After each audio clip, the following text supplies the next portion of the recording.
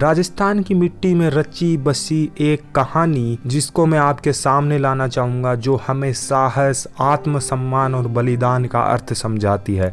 आज की कहानी है रानी कर्णावती की, एक ऐसी रानी जिन्होंने अपनी मातृभूमि और अपने आत्मसम्मान की रक्षा के लिए इतिहास में ऐसी अमर मिसाल कायम की जो आज भी हर दिल को झकझोर कर देती है। तैयार हो जाइए, चलिए चलते हैं मेवाड़ की उस शूरवीर रानी के समय में। रानी कर्णावती का जन्म मेवाड़ के गौरवशाली राजवंश में हुआ था।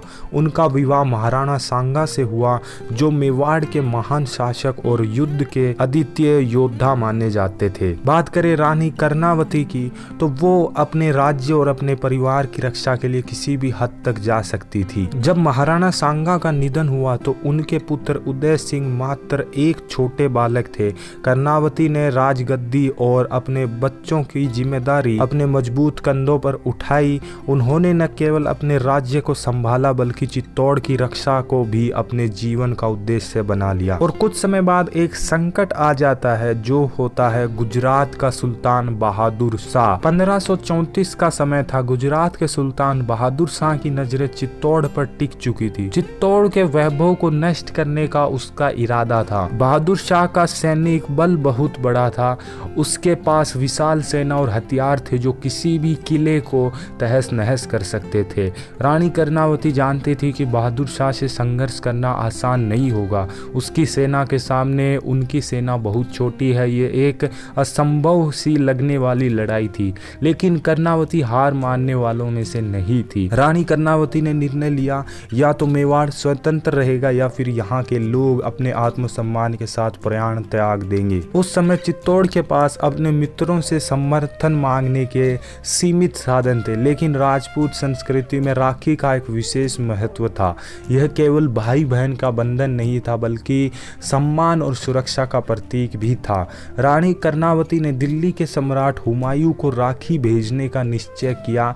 यह राखी सिर्फ एक धागा नहीं थी, बल्कि एक राजा से उसके वचन का आह्वान था। रानी कर्णावती ने इस राखी के माध्यम से हुमायूं से अपने राज्य और सम्मान की रक्षा के लिए सहायता मांगी। यह संदेश एक उम्मीद की किरण था। रानी कर्णावती जानती थी कि हुमायूं इस राखी का सम्मान जरूर करेगा। इस बीच बहादुर शाह की सेना ने चित्तौड़ पर हमला तेज कर दिया। किले के चारों ओर उसके सैनिक तैनात थे और भीतर मेवाड़ के राजपूत योद्धा अपनी मातृभूमि की रक्षा के लिए तैयार थे।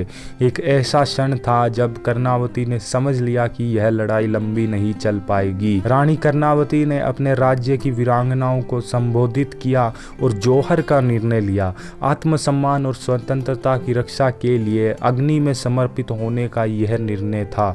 रानी कर्णावती के नेतृत्व में चित्तौड़ की हजारों महिलाओं अग्नि की लपटों में समर्पित होने के लिए तैयार हुई।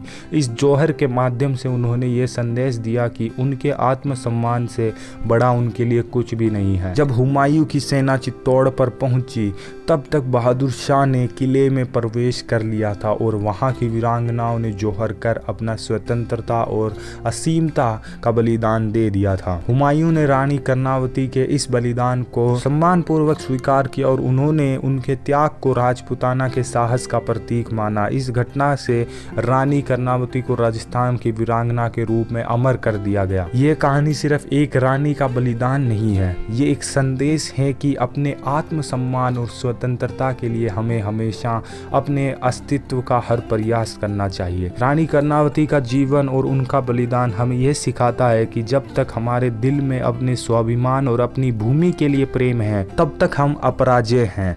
अगर आपको ये कहानी पसंद आई हो तो इस वीडियो को आप लाइक कर सकते हैं, अपने दोस्तों के साथ शेयर कर सकते हैं। हम आपके लिए राजस्थान की ऐसी वीरता से भरी हुई कहानियां लेकर आते रहेंगे। इस वीडियो में इतना ही। बहुत बहुत धन्यवाद।